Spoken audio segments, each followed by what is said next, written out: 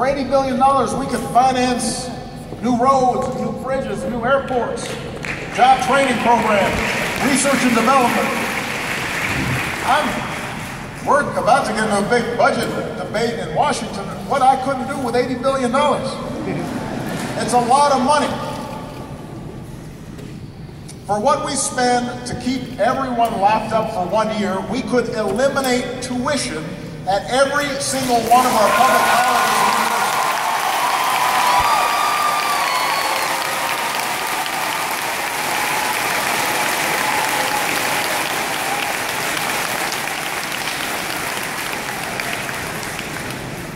As Republican Senator and presidential candidate Rand Paul has said. Oh, and to his credit, he's been consistent on this issue. Imprisoning large numbers of nonviolent drug offenders for long periods of time costs the taxpayers money without making them any safer. Roughly 1/3 of the Justice Department's budget now goes toward incarceration. 1/3. And there are outstanding public servants at our Justice Department, starting with our outstanding Attorney General, Loretta Lynch. Who's got some great prosecutors here today.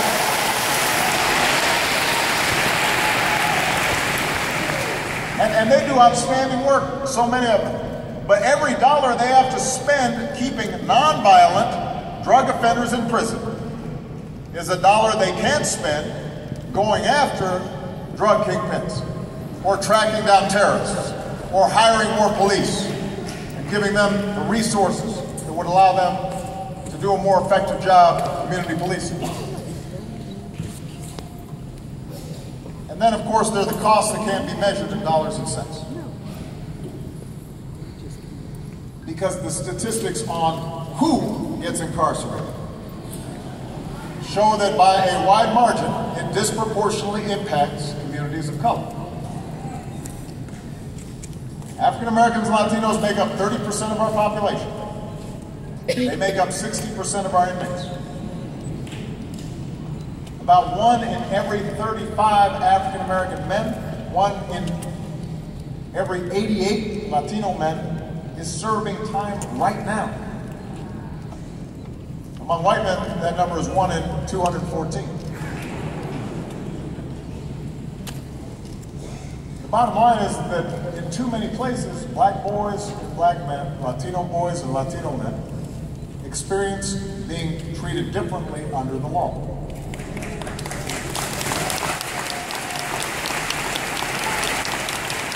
And I want to be clear, this is not just anecdote. This is not just barbershop talk. A growing body of research shows that people of color are more likely to be stopped, frisked, questioned, charged, detained. African Americans are more likely to be arrested. They are more likely to be sentenced to more time for the same crime.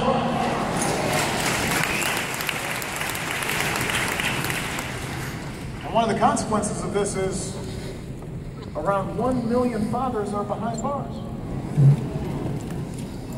Around 1 in 9 African American kids has a parent in prison. What is that doing to our communities? What's that doing to those children? Our nation's being robbed of men and women who could be workers and taxpayers, could be more actively involved in their children's lives, could be role models, could be community leaders. And right now they're locked up for a nonviolent offense. So our criminal justice system isn't as smart as it should be. It's not keeping us as safe as it should be.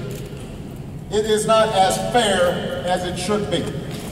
Mass incarceration makes our country worse off, and we need to do something about it.